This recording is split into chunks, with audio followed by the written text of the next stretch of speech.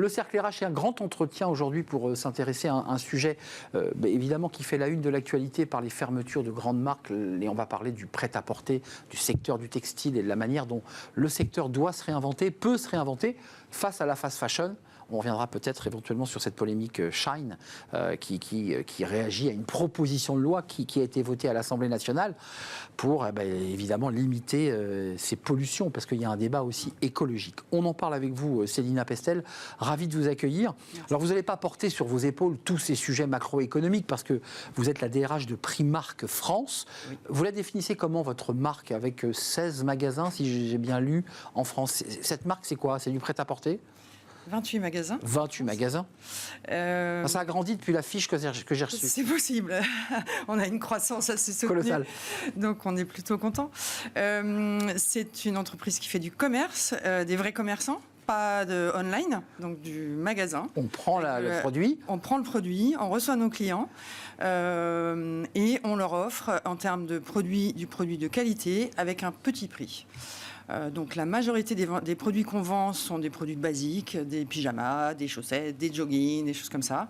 Un rayon enfant conséquent aussi parce qu'on a beaucoup de mamans et de papas qui habillent leurs enfants chez nous, en ayant aussi quelques collaborations avec des stylistes pour des produits un petit peu plus mode, fashion, etc. Vous avez commencé par nous dire que ce n'était pas online, parce qu'il y a un vrai débat, on y reviendra, sur l'achat en ligne qui vient concurrencer ces vêtements, je dirais, à bas prix ou à prix abordable.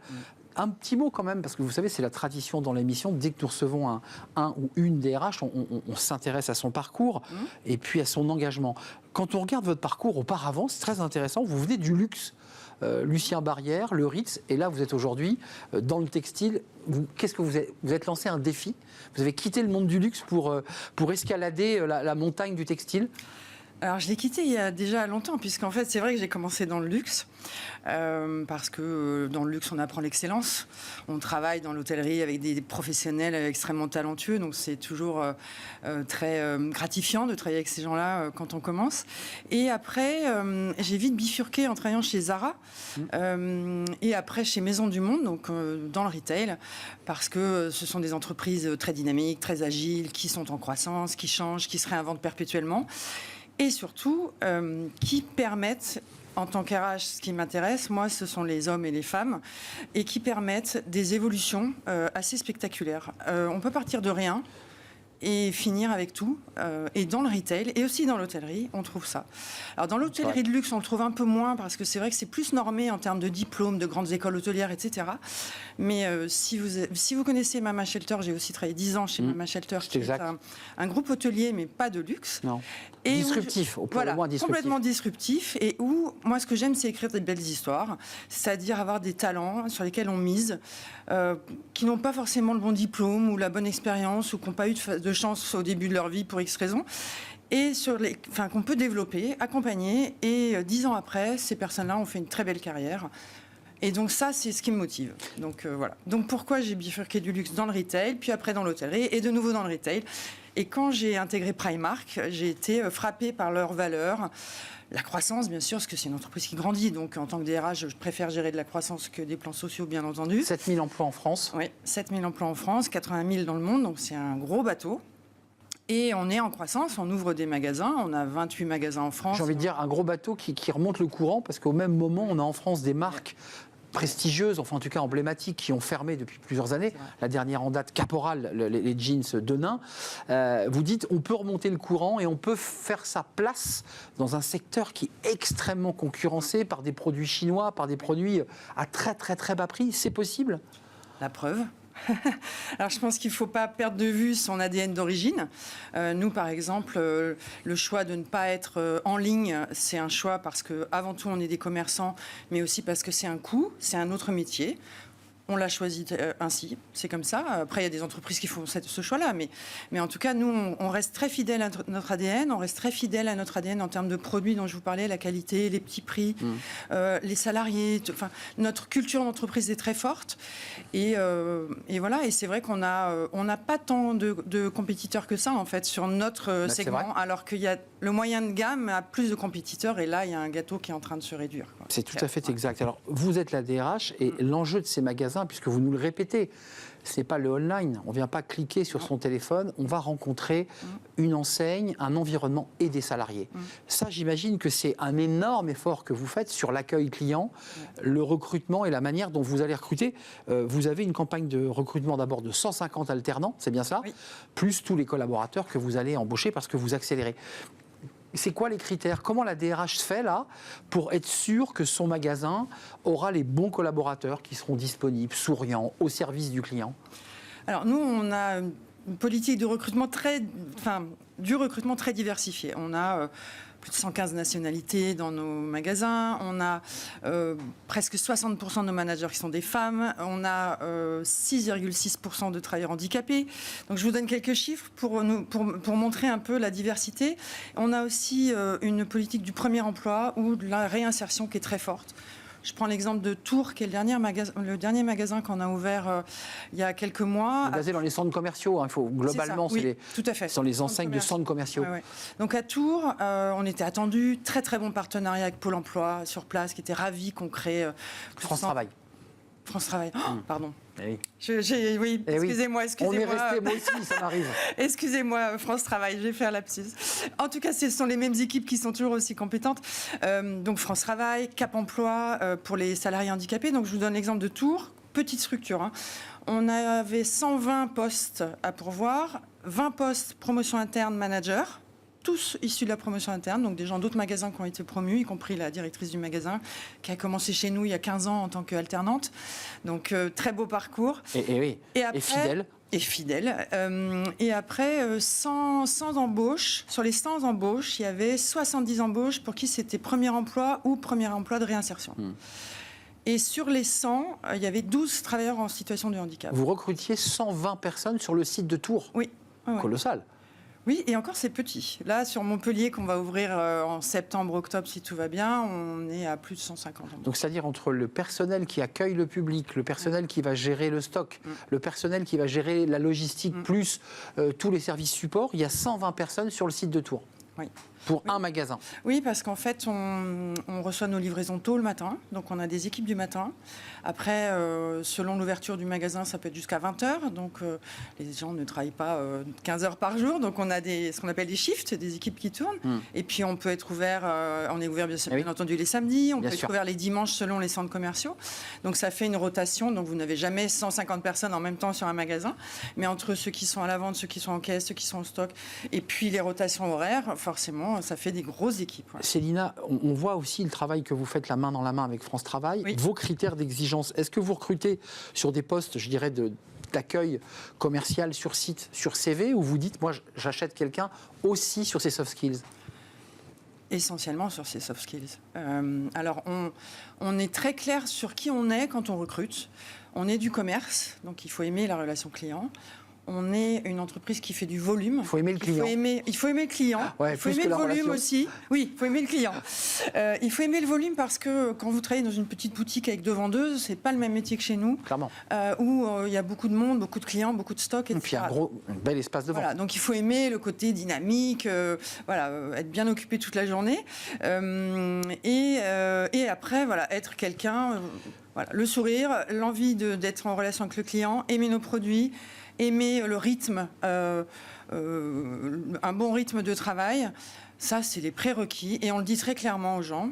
Et après, on attire et on retient tous ceux dont le CV nous paraît correspondre, ou en tout cas dont les compétences nous paraissent correspondre. On a beaucoup de gens qui viennent de la restauration rapide, des grandes surfaces. Après, on peut avoir des gens habitués aussi à ces métiers un peu speed, un métier un peu d'agilité, de tension.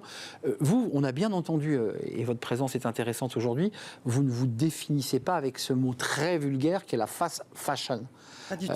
On est bien d'accord. Mais elle est pourtant là, elle arrive, et elle inonde le marché en ligne. Ouais. Comment vous faites, vous, DRH, pour résister à cette déferlante de produits extrêmement à bas prix, confectionnés dans des conditions parfois abominables? Comment on fait? Puisque vous avez pris des mesures aussi sur le coton, le recyclage, on y reviendra, mais comment vous regardez cette déferlante-là? Alors moi, en tant que DRH, purement sur mon poste, personnellement, je ne suis pas tellement touchée, parce que moi, en fait, j'ai des emplois qui ne sont pas délocalisés ni délocalisables. Non, mais la DRH est proche du business, elle voit bien le... Mais pour répondre à votre question, alors Primark a engagé depuis plusieurs années déjà une démarche RSE, comme ça s'appelle. Éco-responsable RSE. Voilà, avec plusieurs axes. Donc nous, on travaille... Alors, il y a beaucoup d'acronymes en anglais chez nous, mais nous, c'est les 3 P, c'est Planet, People, Product. Planet, donc on travaille avec des ONG, on a mis en place depuis plus de 10 ans un programme sur le coton sustainable, donc dans les champs de coton. On a plus de 60% de nos produits en magasin qui sont issus de matières recyclées. On travaille sur tous les cintres, par exemple, nous maintenant c'est les cintres en carton. C'est un coût, hein, mais en tout cas c'est une vraie volonté. On est activement en lutte contre tout ce qui est emballage individuel plastique, enfin toutes ces choses-là. Et vos collaborateurs, vous embauchez, ils sont sensibles à l'argument. Oui. J'imagine qu'ils ont un échange et qu'ils interrogent forcément le cabinet ou la personne en charge du recrutement. Ils ont une interrogation là-dessus ? Oui, beaucoup, parce que c'est vrai que, notamment chez les jeunes, forcément, c'est une demande. On n'a pas envie de rejoindre une entreprise qui ne correspond pas à ses valeurs. Et donc, bien sûr, ça fait partie de leurs questions. On forme aussi tous nos salariés sur qu'est-ce que c'est un produit circulaire, qu'est-ce que c'est un produit durable, parce que ça ne veut pas dire la même chose. On a des kits où on leur montre comment ils peuvent expliquer que tous les efforts que Primark... Ils sont ambassadeurs aussi de la marque sur ces sujets-là. Ils doivent savoir que, évidemment, vous avez signé depuis 10 ans un programme pour former 310 000 cultivateurs de coton. Ça, c'est intéressant. Donc, vous dites aujourd'hui, on accélère. Et est-ce que vous avez des difficultés à recruter ? Ça, c'est une émission autour de l'emploi. Est-ce que votre secteur peine, comme beaucoup d'autres secteurs, à attirer des collaborateurs ou des talents, comme on dit ? Alors, en toute honnêteté, pas vraiment. Parce que, comme je vous disais, alors déjà, parce que... le nombre d'acteurs commence à se réduire, donc voilà. Le concurrent, c'est Internet, en fait. Voilà. Oui. Et puis, on est une entreprise, comme je disais, qui a une très forte culture et donc qui attire. Alors, il y a des gens qui ne viendront pas chez nous. Comme je vous disais, une conseillère de vente qui a envie de passer 2 heures avec un client dans la boutique parce qu'elle va avoir 5 clients dans la journée. Ça, c'est luxe. C'est pas nous. Donc voilà, et il en faut pour tout le monde et pour tous les goûts, et cette personne sera certainement très compétente, mais en tout cas, elle ne va pas postuler chez nous. Par contre, des gens qui savent que dans une entreprise, on va les considérer, on va leur donner des responsabilités, qu'ils ont d'énormes possibilités d'évolution. Parce que quand vous avez une équipe de minimum 150 salariés, et c'est un petit magasin, hein, nos magasins, ils peuvent avoir 300, 400, 500 salariés. Vous imaginez que le directeur du magasin, il a des adjoints qui eux-mêmes ont des team managers.